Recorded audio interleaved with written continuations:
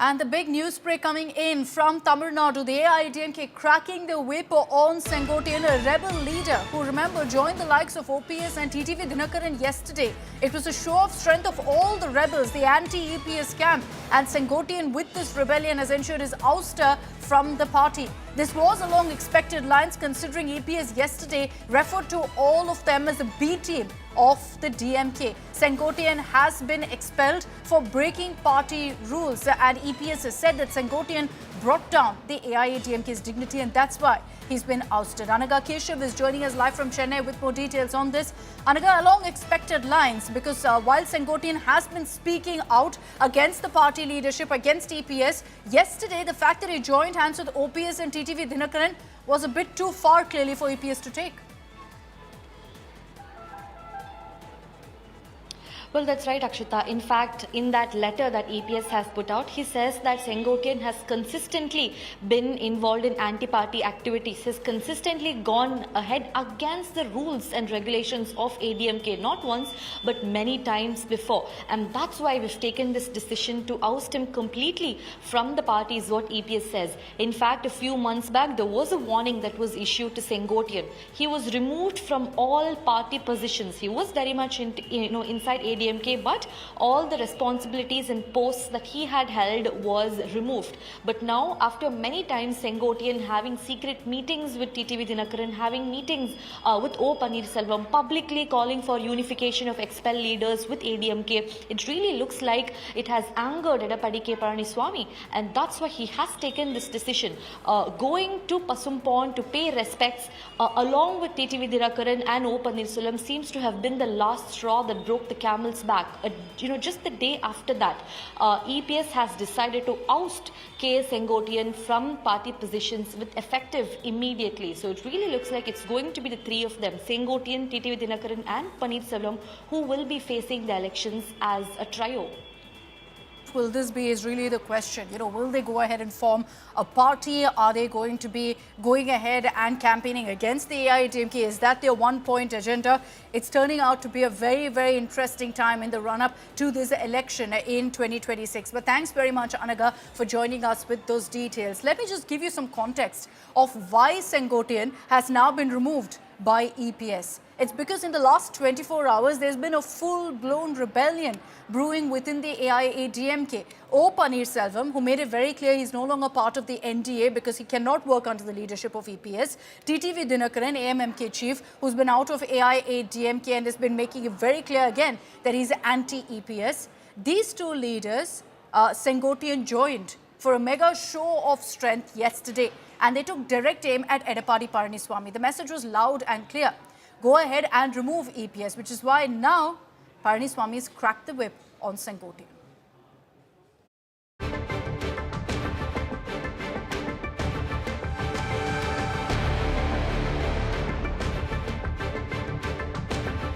There's a full-blown rebellion that the AIADMK is battling. All the anti-EPS leaders seem to have gathered with a single-point agenda to take on Edappadi Palaniswami. First came this telling image of Panneerselvam and Sengottaiyan travelling together to pay tribute to the legend Pasumpon Thevar. The message was clear. They're taking aim at the AIADMK's core voter base. And then another twist as T.T.V. Dhinakaran, also snubbed by EPS, joined hands with the duo. இன்றைக்கு அம்மாவின் தொண்டர்களை பாதுகாக்க வேண்டும் என்கிற ஒரே நோக்கத்தோடு துரோகத்தை வீழ்த்துவதற்கு மீண்டும் தமிழ்நாட்டில் புரட்சி தலைவர் அவர்களின் பொற்கால ஆட்சியை அண்ணன் செங்கோட்டையன் அவர்களும் அண்ணன் ஓபிஎஸ் அவர்களும் எங்களோடு கரம் கோர்த்து தேர்தலிலே நாங்கள் எங்கள் பணியை ஆற்ற இருக்கிறோம். The oust EPS agenda was clear, but the AIADMK chief has dismissed this camp. இப்படிப்பட்ட துரோகிகள் அதிமுக இருந்த காரணத்தினால தான் எங்களை 2021 ஆட்சிக்கு வர முடியல. புரியுதுங்களா? இப்போ 2 நாளைக்கு முந்தி என்ன சொன்னார் ஓபிஎஸ்? இவரே அதிமுக கட்சிக்கார், இவரே ஒருங்கிணைக்கின்றவர், இவர் எப்படி போய் ஒன்றாக இணைய முடியும்? இதெல்லாம் திமுகவுடைய பி டீமாக இருந்து செயல்படும். All these differences in the run-up to an election does mean trouble for the AIADMK, and the DMK is going to town with this rift. See, they are not in our alliance. They wanted to join ADMK. They are talking to Amit Shah and Modi. So they want to be in that alliance. Edappadi's politics, that's all. Whatever he claims, he wants to attack them. So this is the way that he attacks. He wants to show to his cadres that they are supporting DMK. That's all. AIADMK rebel faction chooses a very important day, Pasambun Tevar's Remembrance Day, to show their unity as TTV, OPS and Sengottaiyan share stage. EPS claims that because of such traitors, AIADMK lost elections in 2021. However, it looks like the rebel faction has made it clear who is going to be the NDA Chief Minister candidate for Tamil Nadu that they will support, and it looks like it is going to be Sengottaiyan. With Daniel, Pramod Madhav for India Today. Okay, let's get to your top story here on Super 6, which is that we've been seeing that heated Bihar battle. Election season is upon us. But who'd have thought that the heated Bihar political fight will now go ahead and play out in Tamil Nadu too? How is this happening? Well, Prime Minister Modi yesterday, in a fierce attack on the DMK, accused them of abusing the people of Bihar constantly.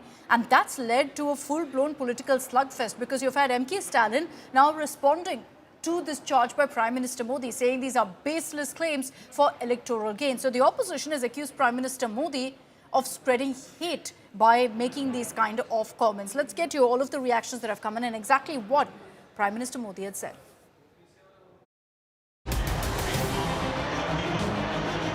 The battle for Bihar is in its final stretch, but its political tremors are being felt all the way down south. On Thursday, Prime Minister Narendra Modi pulled the DMK into the Bihar dangle, projecting it as the face of an India bloc that insults Bihar and its people. In trademark style, Prime Minister Modi accused India bloc leaders from Telangana, Karnataka and Tamil Nadu of having zero respect for Biharis and yet being embraced by the opposition in Bihar for votes. Telangana और कर्नाटक में कांग्रेस के नेता बिहारियों को गालियां देते रहते हैं। तमिलनाडु में डीएमके के लोग बिहार के मेहनतकश लोगों को प्रताड़ित करते हैं। इस चुनाव में इन लोगों ने सारी हदें पार कर दी है। जिन लोगों ने अपने राज्यों में बिहारियों को गालियां दी, उन लोगों को कांग्रेस ने बिहार में चुनाव प्रचार में बुला लिया। The echo of that Bihar rally is now being heard in poll-bound Tamil Nadu. Chief Minister M.K. Stalin hit back, accusing the Prime Minister of trying to divide Tamilians and Biharis for political benefit. He reminded Modi that he is the Prime Minister of not just the BJP, but the entire nation, urging him to uphold the dignity of the office instead of lowering the discourse. The DMK tried to blunt Prime Minister Modi's charge, asserting that everyone, including Biharis, feels safe and welcome in Tamil Nadu. Biharis are very happy here. People from every state, whoever had come to Tamil Nadu, are safe. That is why they are coming to Tamil Nadu. Because of the DMK government, Dravidian government, DMK government. If you change the government, what happened to you in Bihar will happen here. But the DMK's defense comes with political baggage. Its leaders have often been accused of making disparaging remarks against people from North India. From mocking them as Pani Puri sellers to calling Hindi-speaking states backward, the party's track record is hard to ignore.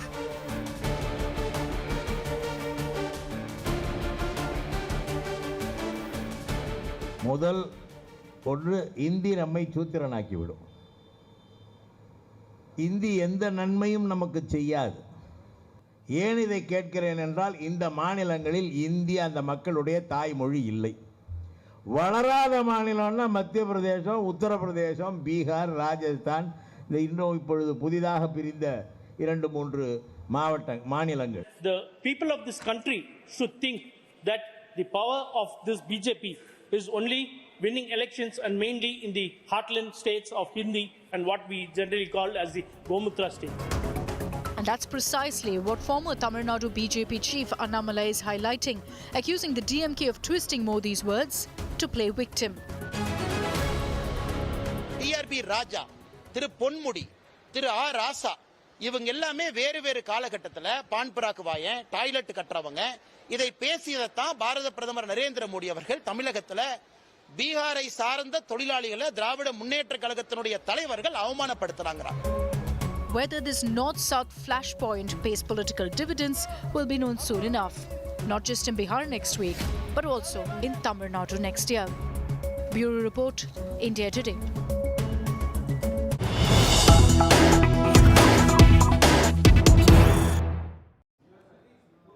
All right, as the political fight intensifies between the DMK and the BJP over this, you've got another attack coming in from DMK leader R.S. Bharathi, who's now said that the Modi government is worse than the British regime for India.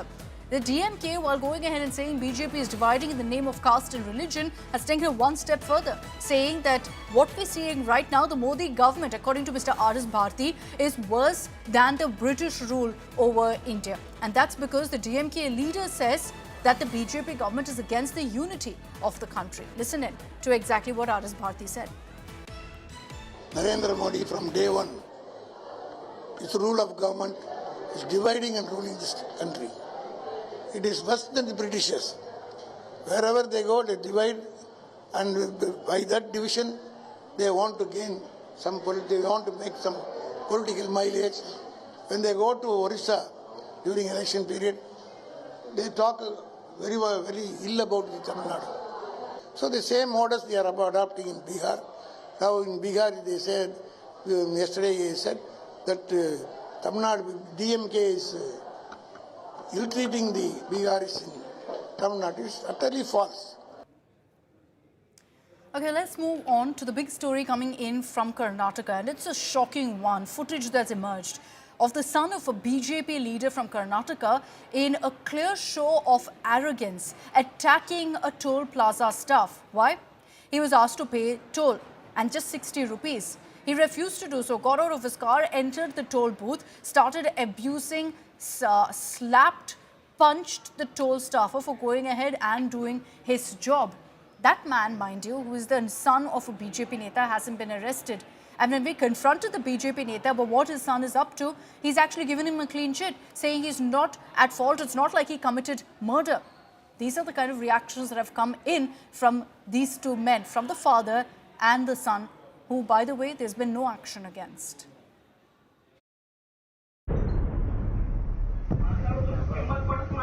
Slapped, punched and assaulted.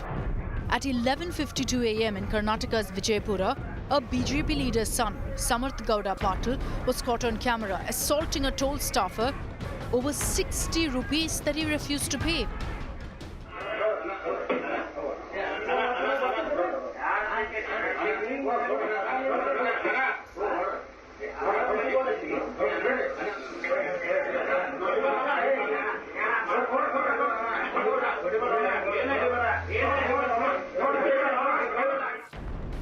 The injured toll plaza staffer was admitted to a local hospital.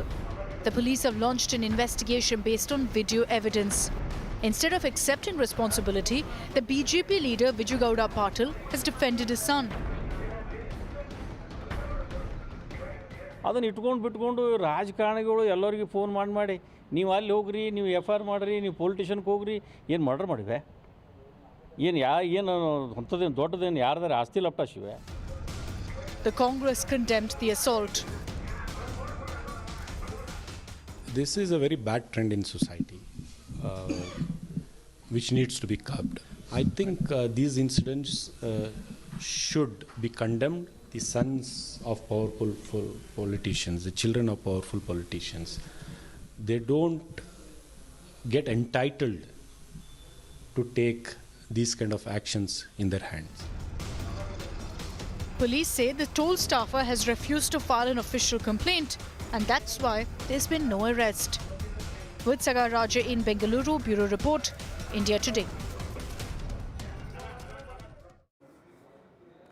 Let me me bring in Sagai Raj, who's joining us live with more details on this. Sagai, the reason the police say they haven't cracked down is because there's been no complaint. And it looks like the toll authorities right now do not want to file that complaint.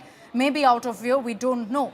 But also the question that will come up is what kind of action here the BJP is taking. Because here's a BJP leader brazenly defending the act that his son was caught in. Absolutely, and if you notice that the leadership in Karnataka have distanced themselves from making any kind of statement on this particular issue. We tried to reach out Union Minister Shobha Karandraje, who addressed the press conference, but she refused to answer for the questions on this particular attack on toll staff. And whereas Congress has hit out at BJP stating that whether it is irrespective of party, they should not try to do all these things with the toll staff. And when we spoke to the police went on to say that it is not a case where police can go ahead and take a suo motu and register a complaint. And they have to file a complaint. Police persuaded them, tried to convince them to register a complaint. But the toll staff went on to say that these are routine things. They get abused, threatened and beaten up every single day. People are reluctant to pay just 60 rupees toll fee, and they try to show their authority over them. And they went on to say that it's a continuous process and you don't want to get into any kind of politics, any kind of controversy. And they are hell-bent that they will not register any kind of complaint against this politician's son. So far, no actions taken, no statement from the BJP. It clearly shows that everybody are trying to maintain distance when it comes to these kind of atrocities against the people. Bizarre. So what that essentially means is that man there is going to get away for what he did. Thanks very much, Sagai, for joining us with those details. And it's over to Telangana, where former Indian cricket captain Mohammed Azharuddin has been sworn in as a minister in the Telangana cabinet. Azharuddin, whose career was marred by the 2000 match-fixing scandal, saw his life ban lifted by the Andhra Pradesh High Court. And after entering politics in 2009, he won a seat in the Lok Sabha from Moradabad, but faced setbacks in subsequent elections. His induction fills a long-standing vacancy, provides the Congress government also with its first Muslim representation in the cabinet. Azharuddin, however, is clear that his appointment is not connected to his religion. He's had, of course, consistent growth within the Telangana Congress. Despite some political losses, Azhar's political journey continues with his nomination now as a member of the Legislative Council, still pending approval from Telangana's governor. Important step also in the run-up to the Jubilee Hills by-polls, a seat that he contested from. We are joined by Telangana Minister Mohammed Azharuddin Sahab. Sir, how are you feeling after 22 months of struggle from one community? Now the Congress government has given you an opportunity as a minister. How do you feel? I think there was no struggle, but I think I'm very happy and pleased that the High Command and our very chahite, jaisa kehte, CM Revant Reddy Sahab, and they've given me an opportunity. It is very nice, and I would like to first thank the Almighty Allah and my father, my mother, and especially my grandfather and my mother, my grandmother.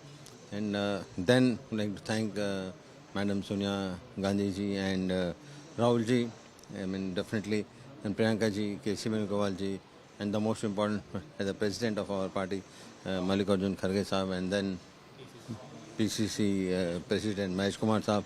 I've already said about Revant Reddy Sahab and Meenakshi Natarajan ji and Vishwanath sir. So I think a big thank you to all of them. And also I want to, at this very important day, I also want to remember my first election, people from Moradabad.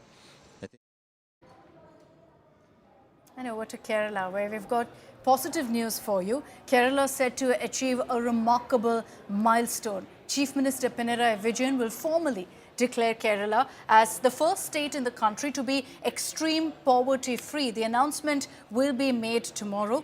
I leave you with this report by Shibimol on whether it's actually made a difference for the people on ground, the Kerala government schemes, and whether Kerala truly is extreme poverty-free.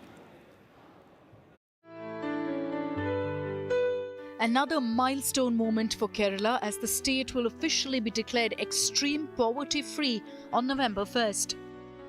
Chief Minister Pinarayi Vijayan will make the announcement on Kerala's birth anniversary of November 1st in the presence of actor-politician Kamal Haasan, actors Mammootty, Mohanlal and other dignitaries.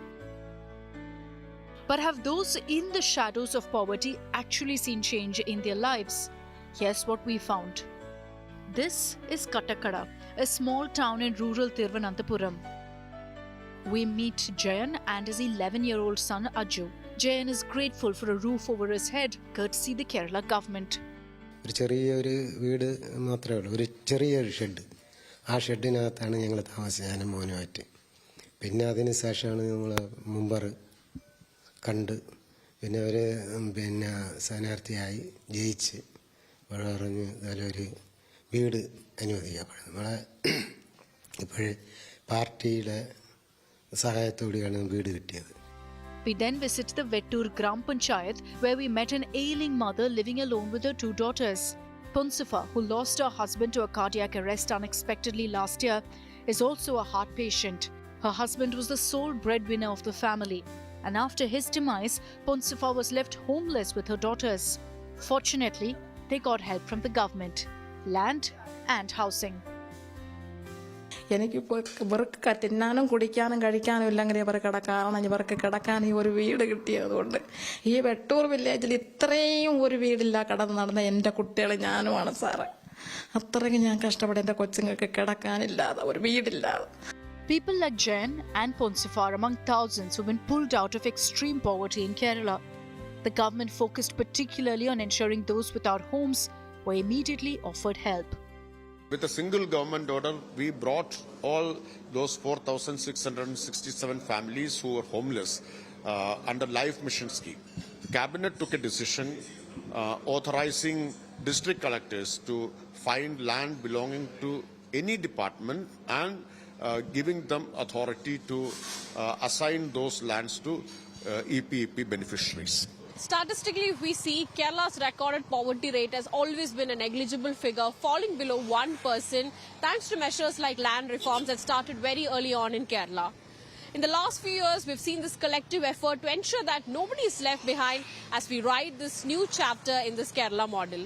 With video journalist Tinku Rajshekhar, Shubhimol KG for India Today from Thiruvananthapuram.